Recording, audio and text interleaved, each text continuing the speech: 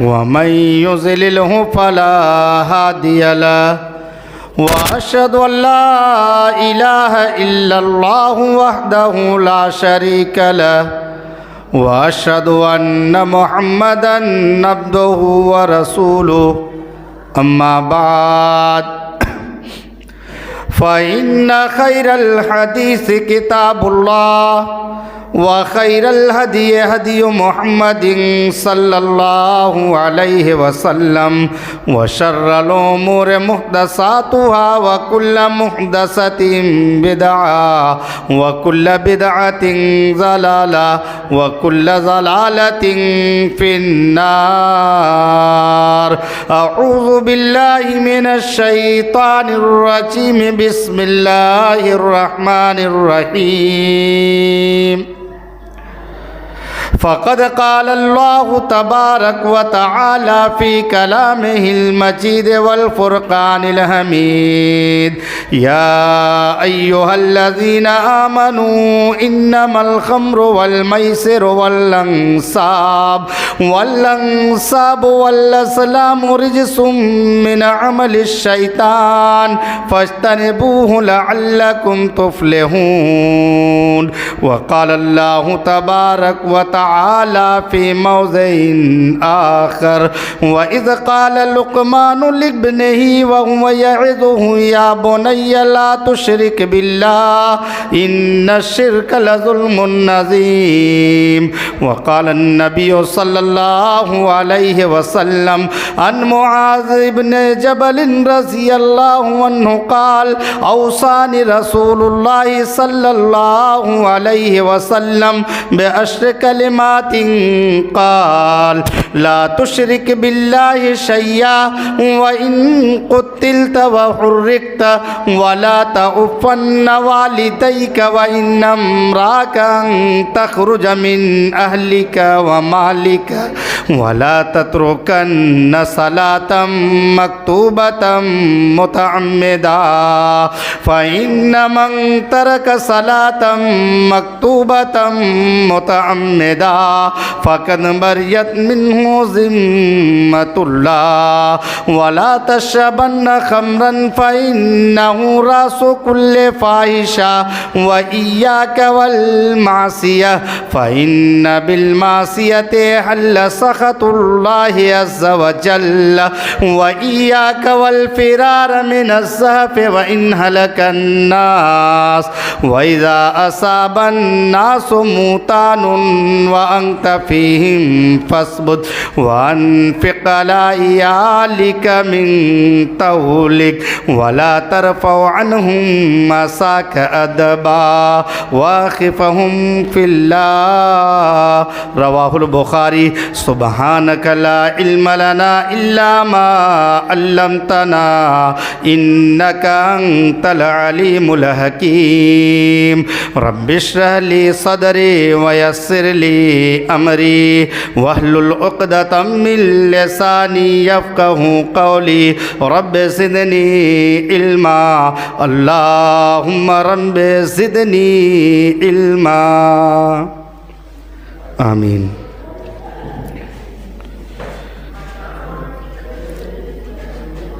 सबसे पहले हम्दो सना तारीफ़ व तौसीफ़ किब्रियाई व बड़ाई इलाहुल आलमीन रब्बुल आलमीन के लिए लायक व ज़ेबा है। और उसके बाद बेशुमार दुरूद व सलाम नासिल हों तमाम अंबिया इकराम अलैहिस्सलातु वस्सलाम की ज़ात गिरामी के ऊपर और बिलखुसूस आप सल्लल्लाहु अलैहि वसल्लम की ज़ात गिरामी के ऊपर। अल्लाहुम्मा सल्लि व सल्लिम व बारिक अलैहिम। मुअज़्ज़ज़ हाज़रीन, जैसा कि अभी शेख़ मोहतरम की ज़बान से ये बतलाया गया कि माशा अल्लाह अमीलों की तमाम मसाजिद के अंदर बाद नमाज मगरिब कुरान पढ़ने का तरीक़ा सिखलाया जा रहा है और रोज़मर्रा की दुआएं यानी ऐसी मसनून दुआएं याद कराई जा रही हैं जैसे नमाज की या ज़िंदगी के अंदर रोज़मर्रा जिनका इंसान सामना करता है। ये बड़ी अच्छी बात है और अल्लाह रब्बुल आलमीन से मैं दुआ गो हूँ कि इलाहुल आलमीन इस काम के अंदर मज़ीद पुख्तगी अता फ़रमाए, आमीन।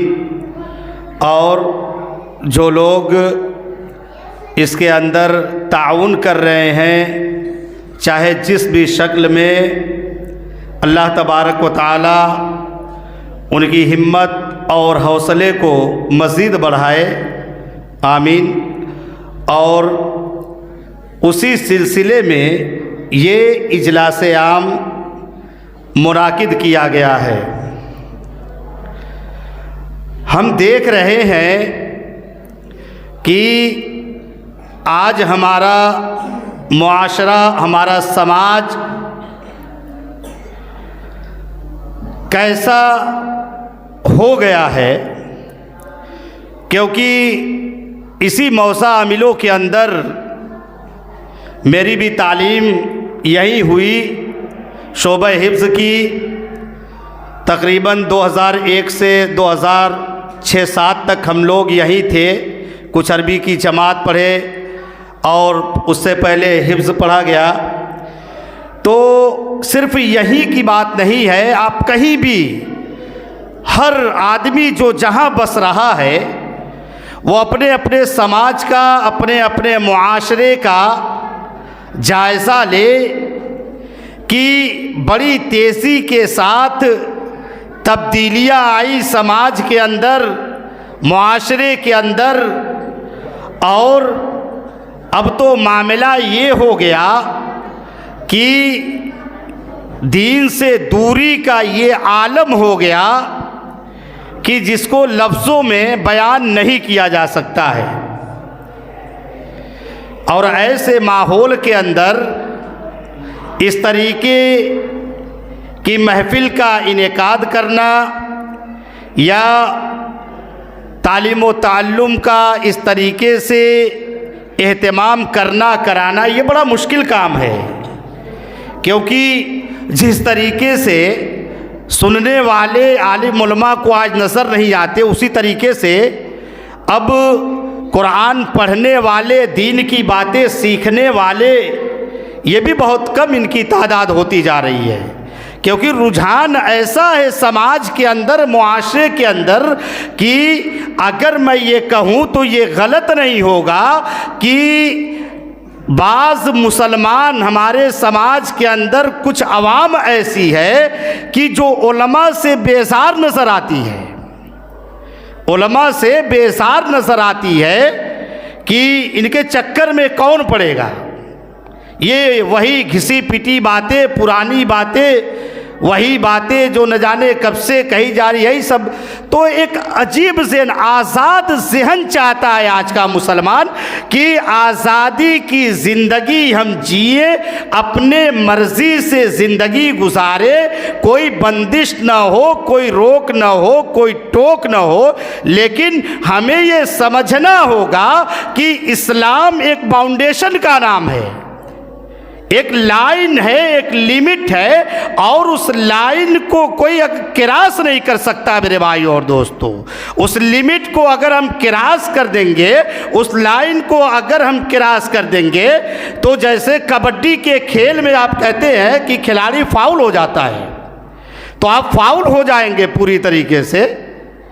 तो ये हालात है। बहरहाल, तो ऐसे माहौल में दीन का काम करना कराना ये बड़ा मुश्किल नज़र आ रहा है, मगर बहरहाल अल्लाह तबारक व तआला ने हमेशा चाहे जैसे भी हालात रहे हों ऐसे लोगों को ज़मीन पे पैदा करता है कि जो उसके दीन की नस्ल व अशात का काम करेंगे, और रब्बुल आलमीन हर दौर में ऐसे लोगों को पैदा करते रहता है। अब ज़रा सोचिए कि आज के दौर के अंदर न जाने कितनी बुराइयां हमारे समाज और मुआशरे के अंदर पनप रही हैं, और मैं ये बतला दूं कि शिर्क जैसी बीमारी जिसे कलाम मजीद के अंदर अल्लाह तबारक व तआला ने इसकी वईद बयान फरमाया, इसके गुनाह को बतलाया कि मग़फ़िरत नहीं होती ऐसे लोगों की, या अंबिया इकराम जो दुनिया के अंदर आए उनका मनहज क्या था, उनका तरीक़ा क्या था, और वो किस लिए दुनिया के अंदर भेजे गए। इन सब के बावजूद आज हमारे समाज के अंदर, मुआशरे के अंदर शिर्क जैसी अहम बीमारी ये रचती और बसती जा रही है। या इसी तरीके से हम अपने मुल्क के हालात को देखें और फिर उसके सामने जो खबरें गर्दिश कर रही हैं उसे देखें कि किस तरीके से लोग आज शिर्क की तरफ जो है माइल हो रहे हैं और शिर्क की जानिब बढ़ रहे हैं। मेरे भाई और दोस्तों, इसे बयान नहीं किया जा सकता।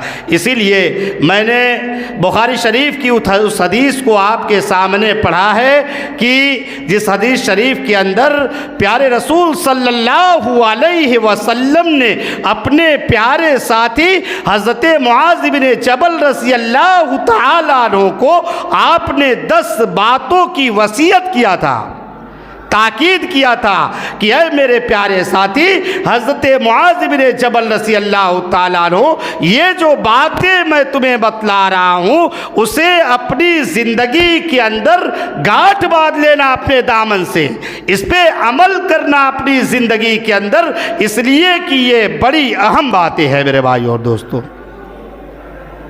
इसलिए आप देखें रावी हदीस हज़रत मुआज़ इब्न जबल रज़ियल्लाहु तआला अन्हु कहते हैं कि आप सल्लल्लाहु अलैहि वसल्लम ने मुझे 10 बातों की आपने ताकीद फरमाया।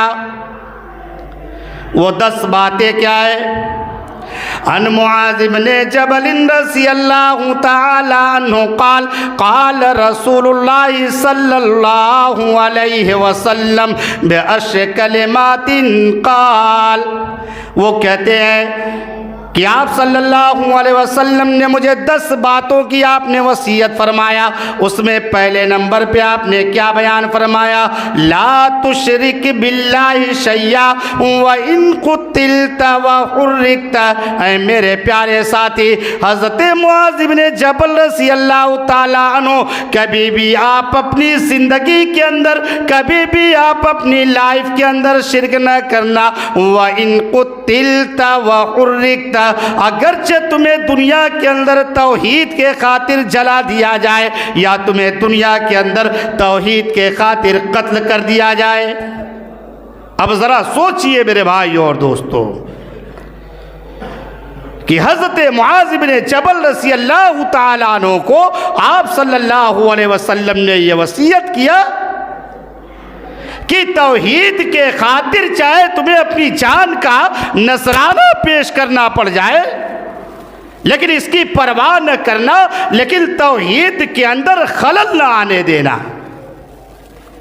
रब्बुल आलमीन की जो तौहीद है, जो रब्बुल आलमीन का मकाम है, मर्तबा है, जो उसकी असमत है, उसके अंदर किसी किस्म की मिलावट न करना अपनी ज़िंदगी के अंदर।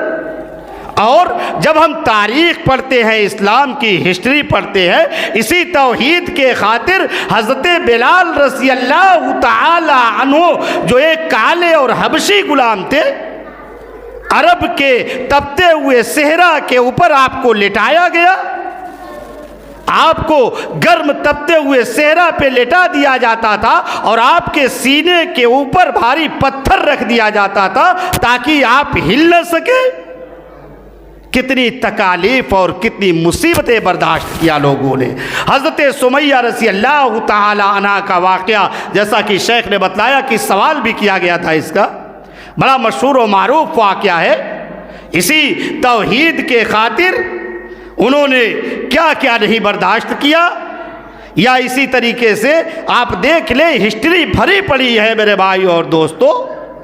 लेकिन आज हम पुश्तैनी मुसलमान हैं, इसलिए कि जब हम अपनी नस्ल दर नस्ल खंगालते हैं तो ये पता चलता है कि जैसे आज हमारे वालिद मुसलमान हैं, उसी तरीके से और ऊपर जाते हैं तो हमारे दादा मुसलमान हैं, और फिर उसी तरीके से और ऊपर जाते हैं तो वो भी मुसलमान है। इसलिए हमें इसकी कद्र व मंज़िलत का अंदाज़ा नहीं मेरे भाई और दोस्तों।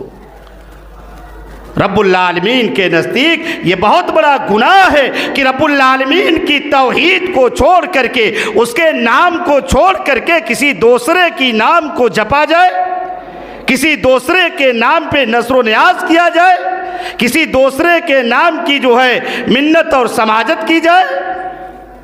ये रब्बुल आलमीन के नज़दीक ये सबसे बड़ा गुनाह है। इसीलिए आप सल्लल्लाहु अलैहि वसल्लम ने सबसे पहले ये वसीयत किया कि ला तुशरिक बिल्लाहि शैया व इन कुतिलता व हुर्रिकता।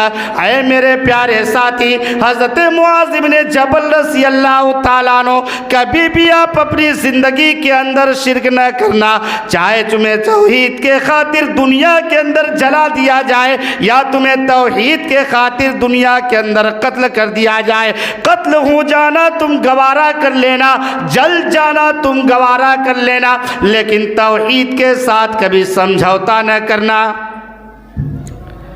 और फिर आप देखें रब्बुल आलमीन ने इसलिए कलाम मजीद के अंदर शिर्क की कबाहत को और उसकी नहुसत को बयान करते हुए इरशाद फरमाता है। हज़रत मूसा अलैहिस्सलातु वस्सलाम का नाम आता है, हज़रत यहया अलैहिस्सलातु वस्सलाम का नाम आता है, हज़रत इस्माईल अलैहिस्सलातु वस्सलाम का नाम आता है, हज़रत हारून अलैहिस्सलातु वस्सलाम का नाम आता है। इसी तरीके से रब्बुल आलमीन 18 नबियों का जिक्र करता है और सबका जिक्र करने के बाद फिर ये ऐलान करता है वलौ अशरकू लहबिता अनहुम मा कानू यामलून, कि ये सारे के सारे पैगंबर थे, ये सारे के सारे नबी थे, ये सारे के सारे मेरे चुनिंदा बंदे थे। अगर ये भी अपनी ज़िंदगी के अंदर शिर्क करते, तौहीद को अपनी ज़िंदगी के अंदर छोड़ देते और तौहीद को छोड़ करके अगर ये शिर्क में मुलव्विस हो जाते, वलौ अशरकू लहबिता अनहुम मा कानू यामलून, तो इनकी भी सारी की सारी नेकियां बर्बाद हो जाती, बेकार हो जाती। ज़रा सोचिए मेरे भाई और दोस्तों, हालांकि अंबिया इकराम के जो है इस सिफत से ये खाली है कि उनके साथ शिर्क का मामला हो, लेकिन उम्मत को यानी ये तालीम देना, इंसानों को ये तालीम देना मकसद है अल्लाह तबारक व तआला का, कि अगर अंबिया इकराम की ज़ात से ये मामला हो जाता तो उनके साथ भी कोई रू और रियायत का मामला नहीं किया जाता। तो हम तो आम इंसान हैं मेरे भाई और दोस्तों, इसलिए हमें इससे होशियार होने की ज़रूरत है। और फिर यहीं पे बस नहीं किया बल्कि और आगे बढ़िए। अल्लाह तबारक व तआला ने प्यारे रसूल सल्लल्लाहु अलैहि वसल्लम को खिताब करते हुए इरशाद फरमाता है लइन अशरकता लयहबतन्न अमलुक वलतकुनन्न मिनल खासिरीन। ऐ मोहम्मद अकरम सल्लल्लाहु अलैहि वसल्लम, अगर आप भी अपनी ज़िंदगी के अंदर शिर्क कर देते, अगर आप भी अपनी ज़िंदगी के अंदर तौहीद को छोड़ देते, लइन नशरकता लयहबतन्न अमलुक वलतकुनन्न मिनल खासिरीन, तो आपकी भी सारी की सारी नेकियां बर्बाद हो जाती, आपके भी सारे के सारे नेक अमाल ख़त्म हो जाते। लइन नशरकता लयहबतन्न अमलुक वलतकुनन्न मिनल खासिरीन, और आप भी नुकसान उठाने वालों में से हो जाते, आप भी घाटा उठाने वालों में से हो जाते। ज़रा सोचिए मेरे भाई और दोस्तों कि मोहम्मद अकरम सल्लल्लाहु अलैहि वसल्लम को ये तंबीह आपको की जा रही है। लेकिन आज हम अपने समाज का, अपने मुआशरे का, अपने घर का जायज़ा लें कि शिर्क के नाम पे या दीन के नाम पे किस तरीके से चोर दरवाज़ों से हमारे घर के अंदर शिर्क दाखिल हो रहा है और हम हैं कि उसे पहचानते नहीं। इसलिए होश के नाखून लेने की ज़रूरत है और अपनी यानी कि एक जिम्मेदारी का एहसास करने की ज़रूरत है कि हमारे घर का माहौल दीनी माहौल हो। हम बच्चों की तालीम व तरबियत का ऐसा इंतज़ाम करें उनका कि उनकी जो है तौहीद से पूरी तरीके से वाक़फियत हो जाए और शिर्क से जो है नफ़रत हो जाए। मेरे भाई और दोस्तों, ऐसा तालीमी निज़ाम बनाना पड़ेगा और इस तरीके का तालीमी इंतज़ाम करना पड़ेगा और अपने बच्चों की निगरानी करनी पड़ेगी, उन्हें संभालना होगा, वरना जो हालात हैं वो हालात अब बेकाबू हो रहे हैं। मेरे भाई और दोस्तों, ये बड़े अफसोस का मकाम है, इसलिए कि हालात बहुत ही नासाजगार हैं। मुल्की पैमाने पे आप देखिए, इलाकाई एतबार पे देखिए या प्रदेश के लेवल पे आप देखिए कि कैसा माहौल है और कैसी ज़हनियत है लोगों की। इसलिए बड़े ही जो है यानी कि फूंक कर कदम रखने की ज़रूरत है और बड़ी ही तदबीर अख्तियार करने की ज़रूरत है कि अपने समाज से इस बीमारी का कैसे ख़ात्मा किया जाए। ये बड़ा ख़तरनाक गुनाह है और शिर्क ये ऐसा गुनाह है कि इसकी नहुसत से मेरे भाइयों और दोस्तों समाज की रौनकें ख़त्म हो जाएंगी, घर की बरकतें ख़त्म हो जाएंगी, नस्लें तबाह हो जाएंगी और हमें ये एहसास नहीं होगा कि क्यों ऐसा हमारे साथ मामला हो रहा है। मेरे भाइयों और दोस्तों, इसकी बहुत ज़बरदस्त नहुसत होती है, इसलिए कि एकदम समाज स्याह हो जाएगा, लागर हो जाएगा, कमज़ोर हो जाएगा जब ये बीमारी समाज के अंदर अपनी पूरी तरीके से जब जड़ जमाएगी तो पूरे समाज को खोखला करके रख देगी। इसीलिए ऐसे ही नहीं, आप सल्लल्लाहु अलैहि वसल्लम ने ये वसीयत किया, या अल्लाह तबारक व तआला ने जगह जगह कलाम मजीद के अंदर इसकी नहुसत को, इसकी बेबरकती को और इस संगीन गुनाह को यूं ही नहीं, अल्लाह तबारक व तआला ने जगह जगह कलाम मजीद के अंदर मुख्तलिफ अंदाज से बयान फरमाया है। इसलिए आप देखें एक दूसरे मकाम पे रब्बुल आलमीन से शिर्क को बयान करते हुए इरशाद फरमाता है, इन्नल्लाह ला यगफिरु अन युश्रक बिही व यगफिरु मा दून ज़ालिका लिमन यशा, कि बेशक अल्लाह तबारक व तआला शिर्क को माफ़ नहीं करेगा। जो शख्स भी अपनी ज़िंदगी के अंदर तौहीद के अंदर मिलावट कर देगा, शिर्क अपनी ज़िंदगी के अंदर अंजाम देगा, तो अल्लाह तबारक व तआला ऐसे गुनाहगार को नहीं बख्शेगा, ऐसे गुनाहगार के गुनाह को, ऐसे गुनाहगार के पाप को माफ़ नहीं करेगा। इन्नल्लाह ला यगफिरु अन युश्रक बिही व यगफिरु मा दून ज़ालिका लिमन यशा, और शिर्क के अलावा चाहे जो भी गुनाह अगर अल्लाह तबारक व तआला की मर्जी शामिल हाल रही, यानी रब्बुल आलमीन का रहमो करम हुआ, हो सकता है कि रब्बुल आलमीन ऐसे गुनाहों को माफ़ कर दे, ऐसे पाप को हमारे धुल दे। लेकिन अगर हम अपनी ज़िंदगी के अंदर शिर्क करते हैं तो रब्बुल आलमीन ने ये खुला ऐलान कर दिया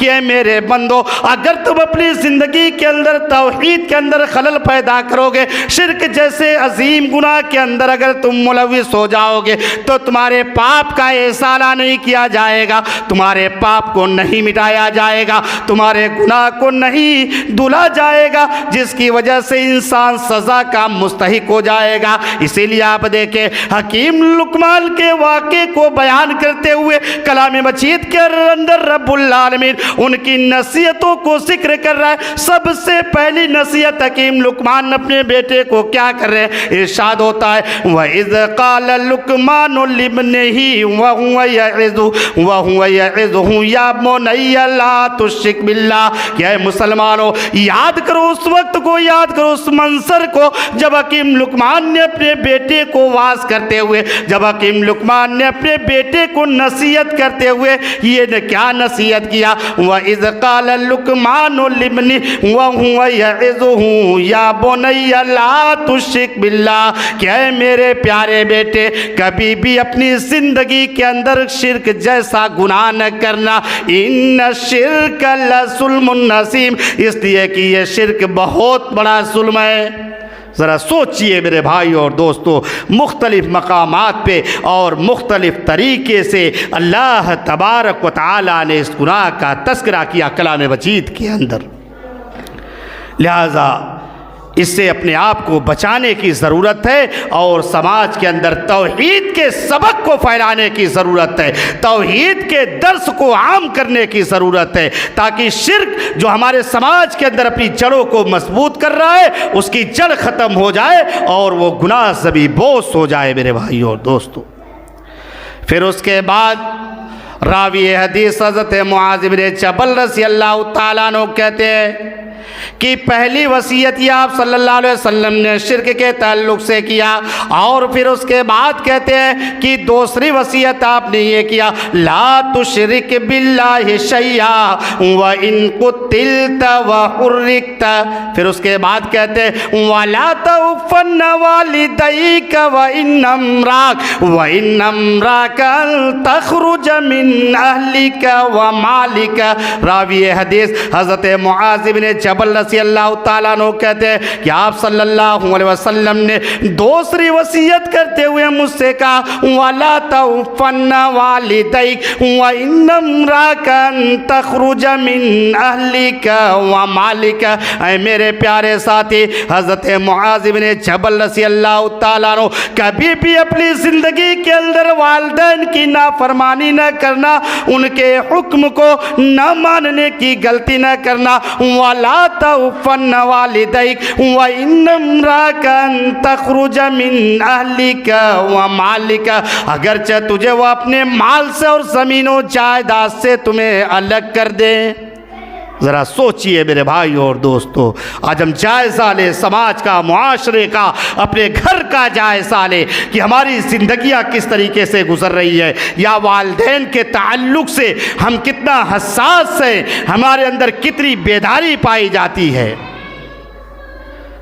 ये बड़े अफसोस का मकाम है, और ख़ास तौर पे बुढ़ापे के आलम में वालिदैन जवान बच्चों के और ज़्यादा मोहताज हो जाते हैं।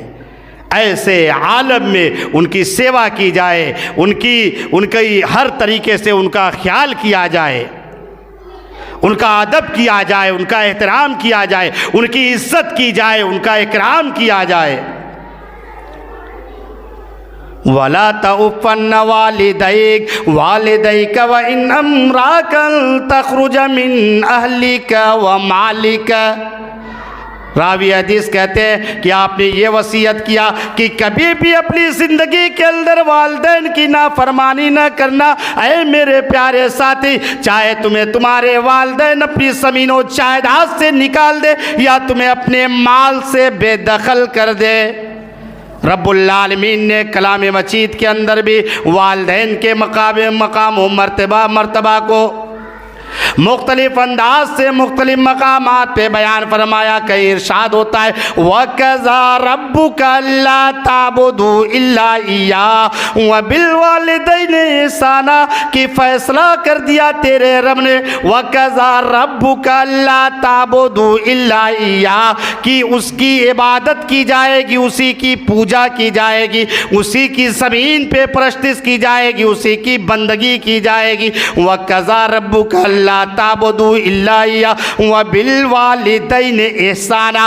और फिर उसके बाद रब्बुल आलमीन कहता है कि वालिदैन के साथ तुम एहसान करो, उसने सलूक करो, अपने वालिदैन के साथ तुम अच्छा मामला करो, अपने वालिदैन से तुम प्यार से और मोहब्बत से पेश आओ। व बिल वालिदैनि इहसाना इम्मा यब्लुगन्ना इंदिकल किबरा अहदुहुमा औ किलाहुमा फला तकुल लहुमा उफ़्फ़िन वला तन्हरहुमा वकुल लहुमा क़ौलन करीमा। रब्बुल आलमीन कह रहा है कि तुम्हारे वालिदैन में से एक या दोनों जब बुढ़ापे के आलम में पहुँच जाए, इम्मा यबलुगन्ना इंदिकल किबरा अहदुहुमा औ किलाहुमा फला तकुल लहुमा उफ़्फ़िन वला तन्हरहुमा, तो तुम उनके सामने उफ़ तक न कहना। फला तकुल लहुमा उफ़्फ़िन वला तन्हरहुमा, और उनके किसी मामले में डांट डपट का इज़हार न करना, उनके मामले में तुर्शरुई अख्तियार न करना। वकुल लहुमा क़ौलन करीमा, और जब भी अपने वालिदैन से गुफ्तगू करना, जब भी अपने वालिदैन से बात करना तो नर्म लहजे में बात करना, प्यार से बात करना। ज़रा सोचिए मेरे भाई और दोस्तों, ये बड़ी प्यारी तालीमात है इस्लाम की, लेकिन आज हम मुसलमान हैं और इससे, इन तालीमात से हम कोसों दूर नज़र आते हैं। नाम तो हम, यानी समाज तो हमारा मुसलमानों का समाज है, मुआशरा तो हमारा इस्लामी भाइयों का मुआशरा है, लेकिन जो है ज़िंदगी गुजारने के एतबार से, रहन सहन के एतबार से, और हमारा मामला मुसलमानों जैसा मामला नहीं। हमारा तरीक़ा, जो तरीका चाहता है कि मुसलमान की ज़िंदगी का तरीका क्या होना चाहिए, हमारे जो इस्लाम चाहता है कि एक मुसलमान की ज़िंदगी इस ज़मीन के ऊपर कैसे गुजरनी चाहिए, एक मुसलमान, एक मोमिन का रिश्तों के मामले में कैसा मामला होना चाहिए, चाहे वो भाई के साथ हो, वालिदैन के साथ हो, बेटी के साथ हो या दूसरे रिश्तेदारों के साथ हो, कैसा मामला होना चाहिए, एक मुसलमान का कैसा सलूक होना चाहिए, एक मुसलमान का कैसा व्यवहार होना चाहिए, इन सारे मामले में हम मुसलमान को सो दूर नजर आते हैं। इल्ला माशाअल्लाह मेरे भाई और दोस्तों, ज़रूरत इस बात की है कि वालिदैन के मकाम और मर्तबे को समझा जाए। ज़रा सोचिए कि कितनी ज़बरदस्त बात आप सल्लल्लाहु अलैहि वसल्लम ने ये कहा कि वला तउफ़्फ़न्न वालिदैक व इन अमराका तख़रुज मिन अहलिका व मालिका। ऐ मेरे प्यारे साथी, हज़रत मुआज़ इब्न जबल रज़ियल्लाहु ताला अन्हु, कभी भी अपनी ज़िंदगी के अंदर तुम वालिदैन की नाफरमानी न करना, चाहे तुम्हें तुम्हारे वालिदैन अपनी ज़मीनों जायदाद से निकाल दे या तुम्हें अपने माल से तुम्हें बाहर कर दे, लेकिन उसके बावजूद वालिदैन के अदब व एहतराम को न भूलना, उसके तकाज़े को अपनी ज़िंदगी के अंदर पूरा करते रहना। और कलाम मजीद ने भी इसकी ताकीद फरमाई है, वक़्फ़िर लहुमा जनाहज़ुल्लि मिनर रहमा वक़ुर रब्बिरहम्हुमा कमा रब्बयानी सगीरा, कि अपने वालिदैन के लिए रहमत के बाजू को बिछा दो, अपने वालिदैन के लिए नरमी अख्तियार करो, उनके साथ एहसान का मामला करो। और जब भी दुआ के लिए तुम्हारे हाथ उठे, अगर वालिदैन दुनिया के अंदर मौजूद ना हो या दुनिया के अंदर मौजूद हो, हमेशा उनके हक़ में भलाई की और खैर की दुआएं करते रहना मेरे भाई और दोस्तों। इसीलिए जब हम कलाम मजीद को पढ़ते हैं तो हमारे सामने ये बात निकल के रोज़े रोशन की तरीके से आया हो जाती है। ज़रा देखिए, हज़रत इब्राहीम अलैहिस्सलाम को जब तक वालिदैन के ताल्लुक़ से मना नहीं किया गया, हज़रत इब्राहीम अलैहिस्सलाम के वाक़े को कलाम मजीद के अंदर मुख्तलिफ मकामात पे रब्बुल आलमीन ने बयान फरमाया। तो एक मकाम पे रब्बुल आलमीन कराए, रब्बी जअलनी मुक़ीमस्सला व मिन ज़ुर्रियती रब्बना व तक़ब्बल दुआ, कि खलीलुल्लाह ने ये दुआ मांगा रब्बुल आलमीन से, रब्बी जअलनी मुक़ीमस्सला व मिन ज़ुर्रियती रब्बना व तक़ब्बल दुआ। और इसी तरीके से और दूसरे मकाम पे भी आप जाएंगे तो बहुत सारे अंबिया ने अपने वालिदैन के ताल्लुक़ से दुआएं मांगा है। लिहाजा हर मुसलमान के लिए ये ज़रूरी है और उसकी ये जिम्मेदारी बनती है कि वालिदैन के हक़ में खैर की दुआ करता रहे, वालिदैन के अदब व एहतराम को मलहूज़ रखे, उनकी मजबूरियों को मजबूरी समझे, और बुढ़ापे के आलम में जब वालिदैन कमज़ोर हो जाए और ख़ुसूसन उनका मिजाज जब चिड़चिड़ा चिड़चिड़ा मिजाज हो जाए, एक ही बात को अगर वो कई कई मरतबा तुमसे कहे तो आप झिल्लाहट का शिकार ना हो। हम करे अंदर बेदिली नहीं पैदा होनी चाहिए कि एक ही काम को 10 मरतबा आप मुझसे कराते, एक ही बात को 7 मरतबा आप मुझसे कहते हैं, लिहाजा मैं तंग आ गया हूँ, मैं आपकी खिदमत कैसे करूँगा, मैं तंग आ गया हूँ, परेशान हो चुका हूँ। ऐसे जुमले से हम परहेज करें जिससे वालिदैन के कलेजे को ठेस पहुँचे, जिससे वालिदैन के कलेजे को ठेस पहुँचे, जिससे वालिदैन नाराज़ हो जाए। इसलिए कि वालिदैन अगर नाराज़ है तो रब्बुल आलमीन भी हमसे नाराज़ रहेगा। जब तक वालिदैन हमसे राज़ी नहीं होंगे तो रब्बुल आलमीन भी मेरे भाइयों हमसे राज़ी नहीं हो सकता, हमसे खुश नहीं हो सकता। इसलिए हमें अपने ज़िंदगी के तरीक़े को बदलने की ज़रूरत है, हमें अपने थिंकिंग के अंदर चेंजिंग लाने की ज़रूरत है और ख़ुसूसियत के साथ वालिदैन के अदब व एहतराम को अपनी अपनी ज़िंदगी के अंदर मलहूज़ रखने की ज़रूरत है। ऐसी ज़रूरत है, ये समाज की ज़रूरत है, मुआशरे की ज़रूरत है, ताकि समाज के अंदर से, घर के अंदर से बिगाड़ और जो फितरा और जो फसाद जन्म ले रहा है, जो बुराइयां पैदा हो रही है, इन सब का इसी तरीके से ख़ात्मा हो सकता है जब हम इस्लामी तालीमात के मुताबिक अपनी ज़िंदगी दुनिया के अंदर गुजारेंगे मेरे भाई और दोस्तों। वरना ये तकरीरें हो, प्रोग्राम हो, बातें हो, उलमा का वाज हो, नसीहतें हो और एक कान से सुने और एक कान से बाहर चली जाए और अमली ज़िंदगी के अंदर हम इसका मुशाहरा न करें तो ये सब बेकार है मेरे भाई और दोस्तों, इसका कोई नतीजा नहीं हासिल हो सकता है। इसलिए इसकी ज़रूरत को समझिए और अपनी अपनी ज़िंदगी के अंदर हमें जो है बेदारी लाने की ज़रूरत है, चेंजिंग करने की ज़रूरत है। इसीलिए आप सल्लल्लाहु अलैहि वसल्लम ने अपने प्यारे साथी हज़रत मुआज़ बिन जबल को यह ज़बरदस्त वसीयत किया था। फिर उसके बाद रावी हदीस हज़रत मुआज़ बिन जबल रज़ियल्लाहु तआला अन्हु कहते हैं, तीसरी बात की जो आपने वसीयत किया मुझे वो ये थी, वला तत्रुकन्न सलातम मक्तूबतम मुतअम्मिदा फ़इन्न मन तरक सलातम मक्तूबतम मुतअम्मिदा फ़क़द बरियत मिन्हु ज़िम्मतुल्लाह। ऐ मेरे प्यारे साथी हज़रत मुआज़ बिन जबल रज़ियल्लाहु तआला अन्हु कभी भी अपनी ज़िंदगी के अंदर जानबूझ करके फ़र्ज़ नमाज को तर्क न कर देना, कभी भी अपनी ज़िंदगी के अंदर जानबूझ करके फ़र्ज़ नमाज को तर्क न कर देना। वला तत्रुकन्न सलातम मक्तूबतम मुतअम्मिदा फ़इन्न मन तरक सलातम मक्तूबतम मुतअम्मिदा। इसलिए कि जो शख्स भी अपनी ज़िंदगी के अंदर जानबूझ करके फ़र्ज़ नमाज को तर्क कर देता है, जो शख्स भी अपनी ज़िंदगी के अंदर ज्ञान इस बात का होते हुए कि ज़ोहर की अज़ान हो गई या असर की अज़ान हो गई, उसके बावजूद भी वो मस्जिद के अंदर हाज़िरी नहीं देता या जहाँ पे है वहीं पे नमाज का एहतमाम नहीं करता है, फ़र्ज़ नमाज को नहीं पढ़ता है, वला तत्रुकन्न सलातम मक्तूबतम मुतअम्मिदा फ़इन्न मन तरक सलातम मक्तूबतम मुतअम्मिदा फ़क़द बरियत मिन्हु ज़िम्मतुल्लाह। तो ऐसा शख्स रब्बुल आलमीन के हिफाजत के ज़िम्मे से निकल जाता है। और एक दूसरी रवायत में आता है कि ऐसा शख्स रब्बुल आलमीन के बख्शिश के ज़िम्मे से निकल जाता है।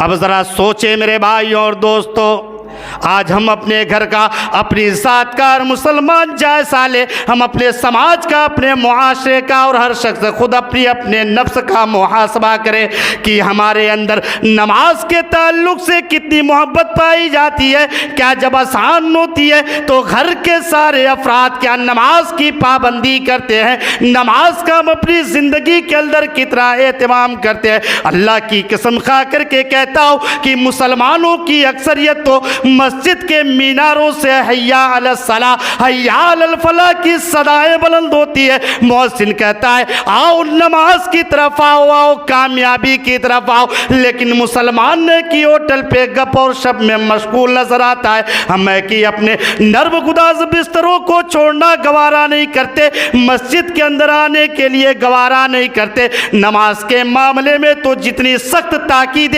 इस्लाम ने बयान की है, हमारे मजहब अरब के अंदर जितना शोर इस बात पे डाला गया, मैं समझता हूँ किसी दूसरी इबादत के ताल्लुक पे इतना शोर नहीं डाला गया। लेकिन उसके बावजूद भी हमारा नमाज के मामले में क्या हाल है, इस पे गौर करने का मकाम है। हम नबी अकरम सल्लल्लाहु अलैहि वसल्लम की सीरत को जब पढ़ते, आपकी ज़िंदगी के हालात को पढ़ते, ज़रा सोचिए, जब एक मुसलमान जाकिर, एक मर्द या एक मोमिन या एक इंसान जब जाकिनी के आलम में होता है, अपने मौत के करीब होता है, तो कलाम मजीद ने उसकी सख्ती को बयान किया है कि कितनी तकालीफ होती है उस वक्त, कितनी मुसीबतों में मुब्तला होता है।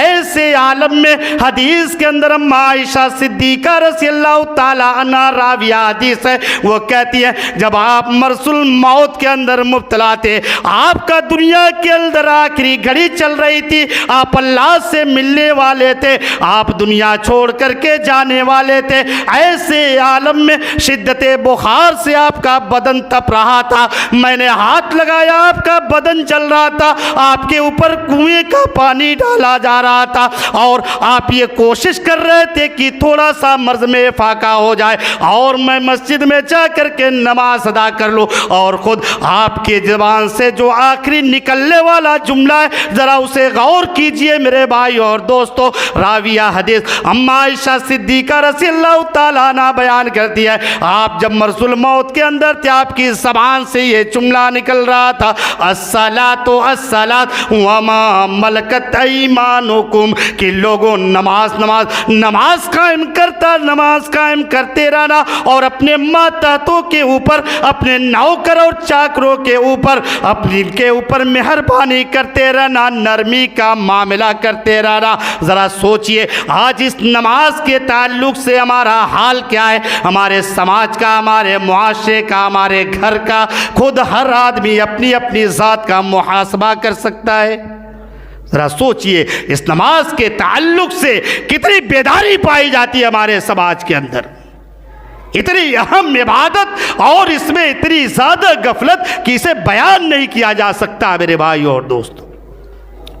बल्कि अगर जायज़ा लिया जाए तो आप देखें रब्बुल आलमीन ने नमाज के मामले में तो जो है सुस्ती करने वालों को मुनाफिकीन के कटघरे में खड़ा किया है।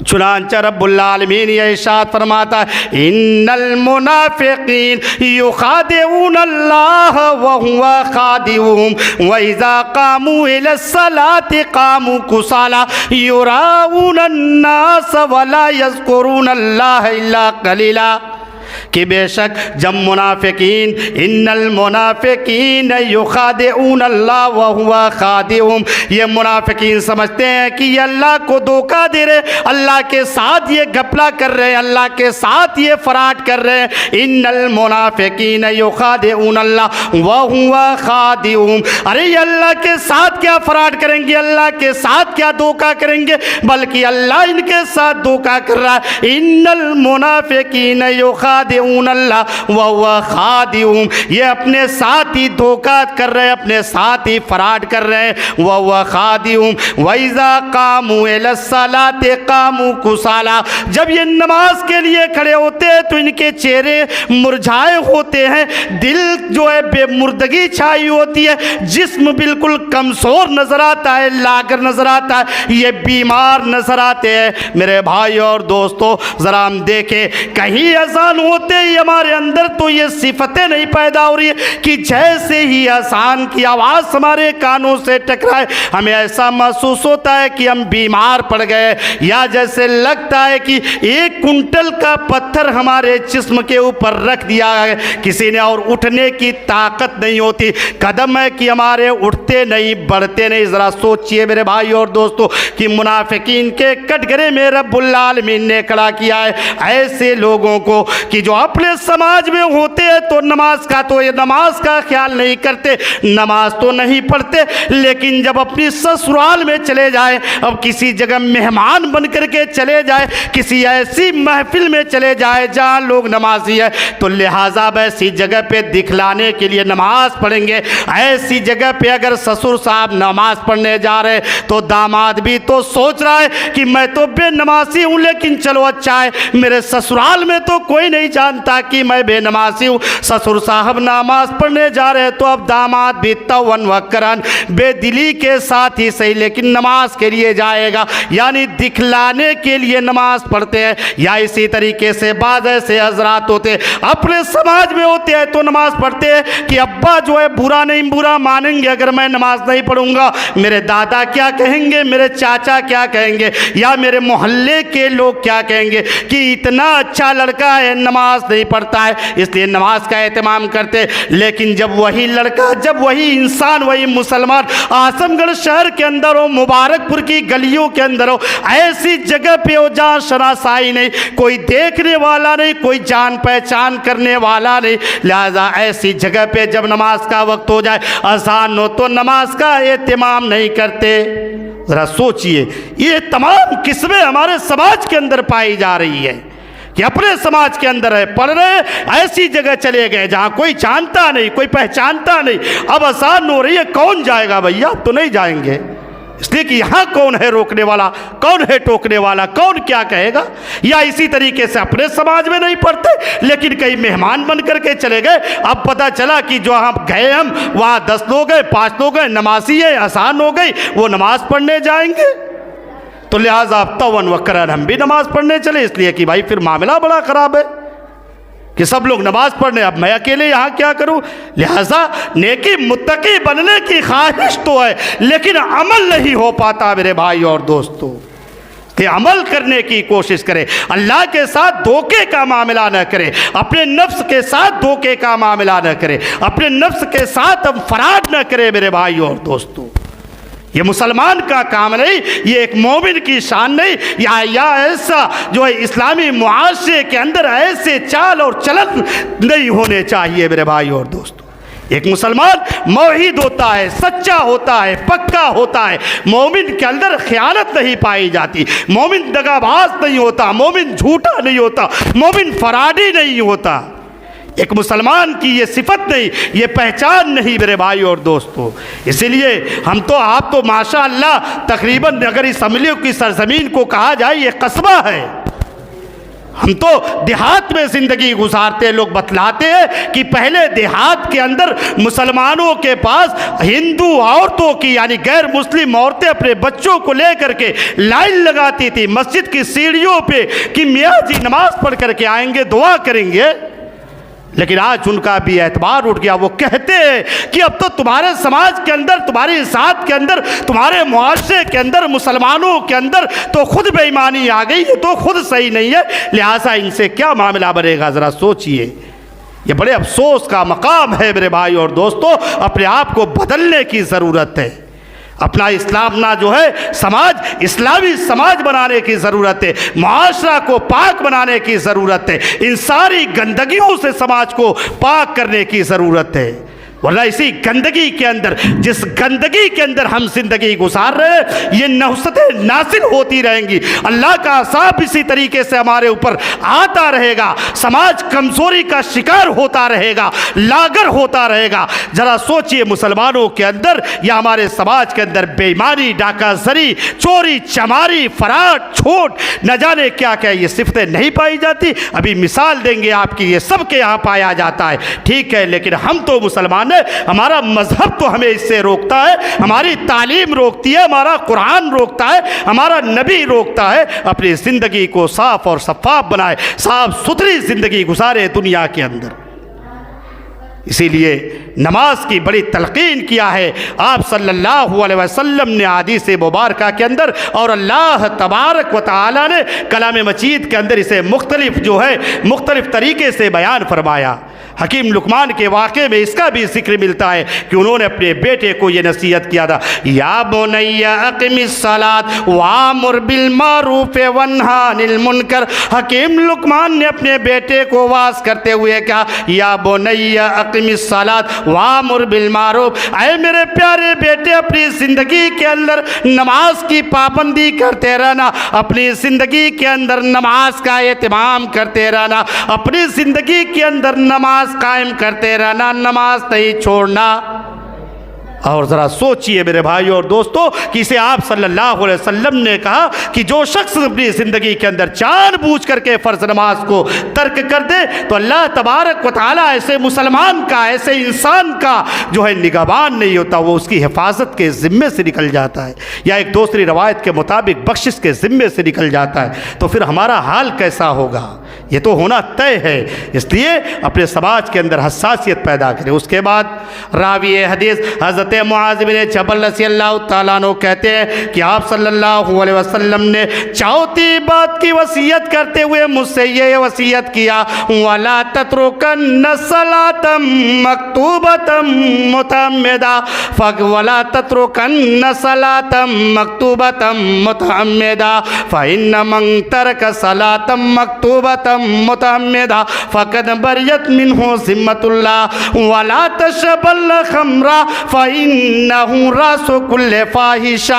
कि है मेरे प्यारे साथी हज़रत मुआज़ बिन जबल रज़ियल्लाहु तआला अन्हु, कभी भी आप अपनी ज़िंदगी के अंदर शराब का इस्तेमाल न करना, कभी भी आप अपनी ज़िंदगी के अंदर शराब का सेवन न करना। फ़इन्नहु रासु कुल्ले फ़ाहिशा, इसलिए कि ये शराब तमाम बुराइयों की जड़ है, तमाम बेहयाइयों की जड़ ये शराब है। और इसे हदीस के अंदर उम्मुल खबाइस के नाम से ताबीर किया गया कि खबीस अशिया की ये माँ है मेरे भाई और दोस्त। लेकिन आज शराब का कैसा नशा है, उम्मत के नौजवानों को देखें, नाम बदल गया, शराब का लेबल अलग लग गया है, कहीं बियर के नाम पे, कहीं दूसरे मशरूब के नाम पे। आज उम्मत का नौजवान अपने लबों से शराब की बाटल लगाए नजर आएगा, काम वही है लेकिन लेबल अलग लगा हुआ है और धड़ल्ले से उसका इस्तेमाल किया जा रहा है समाज के अंदर। और नौजवान नस्ल बड़ी तेज़ी के साथ इस मोहलिक बीमारी के अंदर मुलविस हो रही है मेरे भाई और दोस्तों। इसलिए कि आज जो हालात हैं हमारे इलाके के, आप चाहिए बड़े बड़े रेस्टोरेंट खुल गए, एक से एक खूबसूरत खूबसूरत ढाबों का इंतज़ाम है। आप जाइए वहाँ, इशा के बाद जाइए, अमीर ज़ादों की एक लंबी कतार नजर आएगी, बाकायदा गाँव तकिया लगी हुई है, खा रहे हैं, मस्त खाना खा करके सिगरेट नोशी हो रही है, हुक्के चल रहे हैं, या शराब लबों से लगा करके मस्ती की जा रही है मेरे भाई और दोस्तों। कोई पूछने वाला नहीं, कोई रोकने वाला नहीं, कोई टोकने वाला नहीं।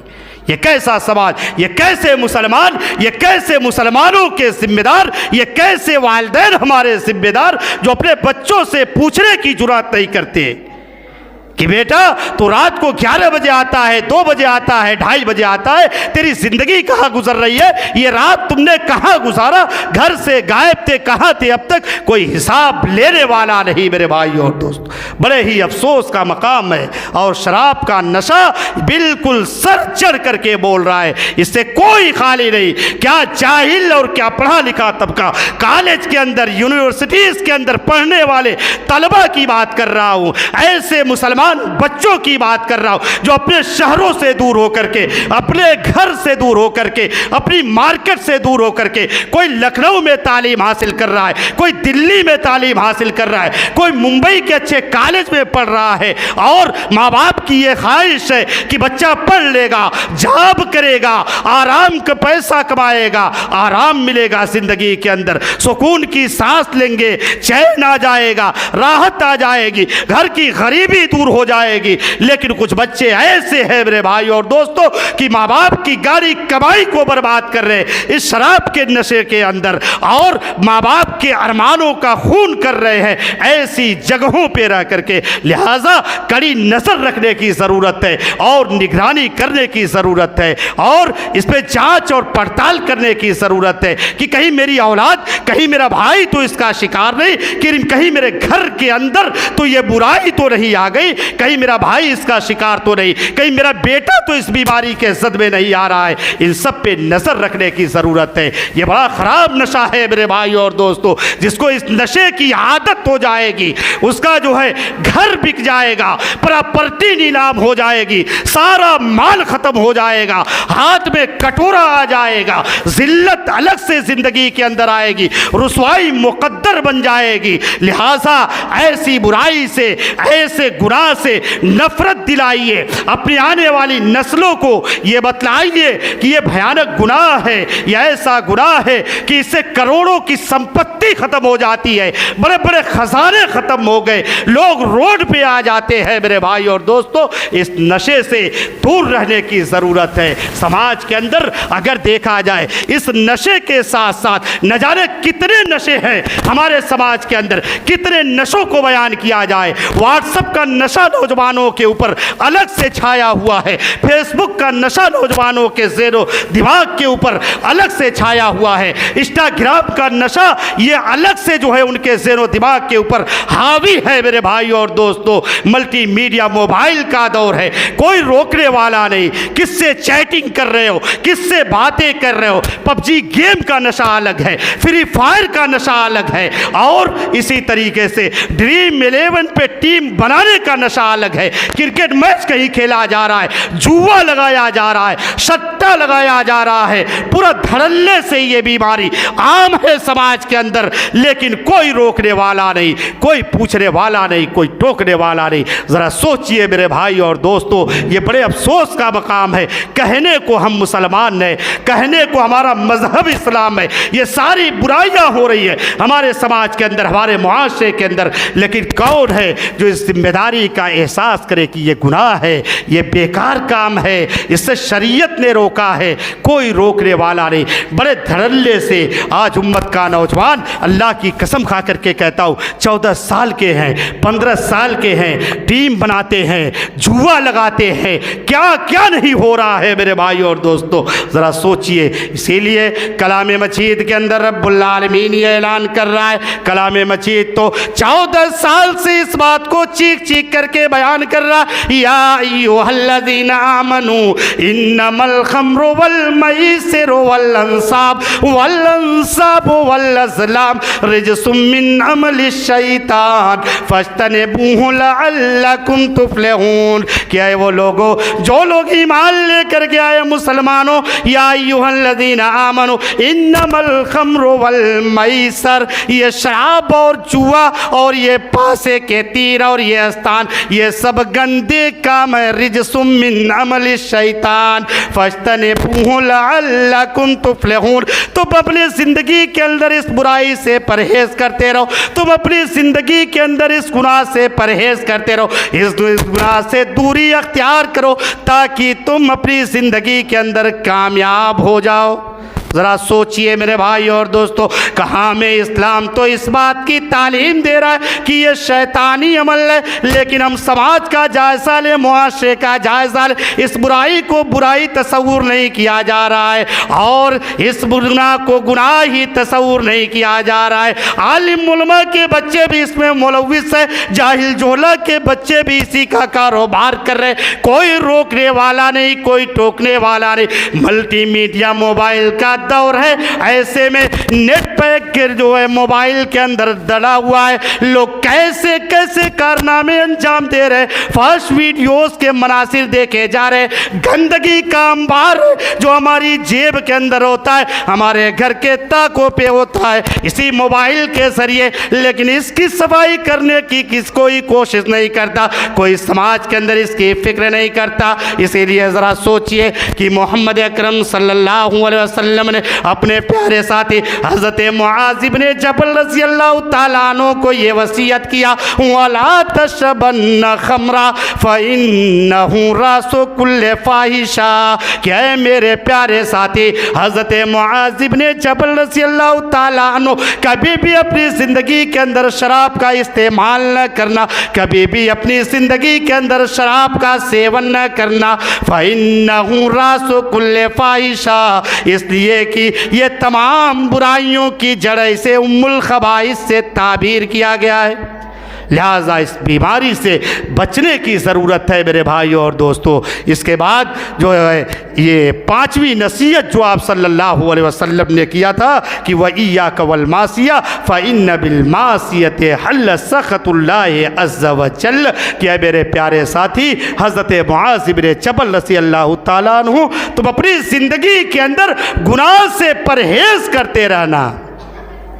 वइय्याक वल मासिया फ़इन्न बिल मासियति हल्ल सख़तुल्लाहि अज़्ज़ व जल्ल। ऐ मेरे प्यारे साथी, तुम अपनी ज़िंदगी के अंदर गुनाह से परहेज़ करते रहना, ऐसे कामों से बचते रहना जिससे रब्बुल आलमीन नाराज़ हो जाता है, जिससे रब्बुल आलमीन का गज़ब नाज़िल होता है। ऐसे कामों से अपनी ज़िंदगी के अंदर बचते रहना। वइय्याक वल मासिया फ़इन्न बिल मासियति हल्ल सख़तुल्लाहि अज़्ज़ व जल्ल, इसलिए कि गुनाह के काम से रब्बुल आलमीन का गज़ब नाज़िल होता है इंसान के ऊपर। अब ज़रा सोचे मेरे भाइयों और दोस्तों, क्या आज का मुसलमान ये नहीं जानता कि झूठ बोलना पाप है, झूठ बोलना गुनाह है, लेकिन झूठ का बाजार चल रहा है। क्या आज का मुसलमान ये नहीं जानता कि झूठी गवाही देना कितना बड़ा गुनाह है। आप चले जाइए कोर्ट के अंदर, चले जाइए तहसील पे, चले जाइए कचहरी के अंदर, चले जाइए, लाइन लगी है। मुसलमानों के बेशुमार केसेस आपको ऐसे मिलेंगे जिसमें फ्रॉड का मामला किया जाता है, एक दूसरे को फंसने और फंसाने की कोशिश की जाती है, बेजा एक दूसरे पे जुल्म किया जाता है। और समाज के अंदर से फिर जब गवाह तलाशे जाते हैं तो ऐसे मुसलमान मिल जाते हैं जो दोस्ती हो या यारी हो या रिश्ता नाता हो, चल भाई मैं गवाही देने के लिए तैयार हूँ, तू केस थाने के अंदर दायर कर, मैं तेरी तरफ से गवाही दूंगा कि ऐसा ऐसा मामला हुआ है। ज़रा सोचिए, ये सारे पाप हमारे समाज के अंदर किए जाते हैं। गुनाह का अंजाम क्या होता है ज़रा सोचिए। फिरौन की ज़िंदगी को देखिए, कलाम मजीद के अंदर अल्लाह तबारक व तआला ने इसे निशान इबरत बना दिया। गुनाह की ज़िंदगी का अंजाम क्या हुआ? फिरौन के पास बेशुमार दौलत है, बेशुमार दौलत का अंबार है। चाहे कारून को आप देख लीजिए, कारून का खजाना मशहूर है, लेकिन इन लोगों का अंजाम क्या हुआ दुनिया के अंदर? अल्लाह तबारक व तआला ने इन्हें निशान इबरत बना दिया। या इसी तरीके से इस उम्मत के ताकूत अकबर अबू जहल को देखिए, गुनाहगार था, मोहम्मद अकरम सल्लल्लाहु अलैहि वसल्लम से नफरत करता था, इस्लाम से नफरत करता था, अल्लाह का बागी था, अल्लाह के दीन का बागी था, इस्लाम से बगावत करने वाला था और दूसरे गुनाहों के अंदर मुलविस था। उसका अंजाम क्या हुआ? इसलिए मेरे भाइयों और दोस्तों, और गुनाह के अपनी ज़िंदगी के अंदर एक दूसरे नुकसानात ये होते हैं कि जो मौजूदा नेमतें होती हैं वो रोक ली जाती हैं, और साथ ही साथ जो नेमतें हमारे ऊपर आने वाली होती हैं उसे भी बंद कर दिया जाता है। हज़रत आदम अलैहिस्सलाम के वाक़े में ये आपको इबरत का निशान मिलेगा कि उन्हें जन्नत से निकाल दिया गया, जो नेमत मौजूद थी वो भी छिन गई, और जो आगे मज़ीद नेमत मिलने वाली थी उन नेमतों से भी आपको महरूम कर दिया गया। इसी तरीके से गुनाहगारों के ताल्लुक़ से अल्लाह तबारक व तआला कलाम मजीद के अंदर ये बयान फरमाता है, वमय्याशु अन ज़िक्रिर्रहमान वमय्याशु अन ज़िक्रिर्रहमान नुक़य्यिज़ लहू शैतानन करीन, कि जो शख्स अपनी ज़िंदगी के अंदर रहमान के ज़िक्र से एराज़ करेगा, गुनाह का काम करेगा, तो रब्बुल आलमीन उसके ऊपर एक शैतान को मुसल्लत कर देता है। ज़रा सोचिए मेरे भाइयों और दोस्तों, तो गुनाह के बहुत सारे काम हैं जो आज हमारे समाज के अंदर, मुआशरे के अंदर बड़े धड़ल्ले से अंजाम दिए जाते हैं। लिहाजा अपने आप को बदलने की ज़रूरत है और अपने अंदर बेदारी पैदा करने की ज़रूरत है। इन सारे कामों से ये नहीं समझना चाहिए कि झूठ बोलना ये मामूली गुनाह है, किसी गुनाह को मामूली और हल्का नहीं समझना चाहिए मेरे भाइयों और दोस्तों, बल्कि गुनाह को गुनाह समझे, गुनाहों से नफ़रत करें, उससे घृणा सामना करें और उससे बचें, तब जा कर के देखें। वरना हमारी ज़िंदगी, ये ज़िंदगी इसी तरीके से गुजरती रहेगी। हमें परिवर्तन करने की लाने की ज़रूरत है, चेंजिंग पैदा करने की अपने अंदर ज़रूरत है, अपने आप को बदलने की ज़रूरत है। ये वक्त की ज़रूरत भी है और हमारी शरीयत भी इसी बात का तकाज़ा करती है। मेरे भाइयों और दोस्तों, मुझे जाना भी है, इसलिए मैं समझता हूँ कि मैं यहीं पे अपनी बातों को ख़त्म कर दूँ तो ये बेहतर होगा। इंशाअल्लाहुल अज़ीज़ अगर कभी मौका मिला तो फिर आपके सामने इंशाअल्लाह हाज़िर होने की कोशिश करूँगा और आपसे गुफ्तगू करने की कोशिश करूँगा। आखिर में रब्बुल आलमीन से दुआ गो हूँ कि इलाहुल आलमीन तो हम तमाम मुसलमानों को दीन इस्लाम के मुताबिक दुनिया के अंदर ज़िंदगी गुजारने की तौफ़ीक इनायत फरमा। आमीन। इलाहुल आलमीन तो हम तमाम मुसलमानों को अपनी अपनी ज़िंदगी के अंदर जो है हर बुराई से दूर रहने की तौफ़ीक इनायत फरमा। आमीन। खुसूसियत के साथ इन बुराइयों का जिनका ज़िक्र इस हदीस शरीफ के अंदर किया गया, इनसे खुसूसियत के साथ तो हमें दूर रहने की तौफ़ीक इनायत फरमा।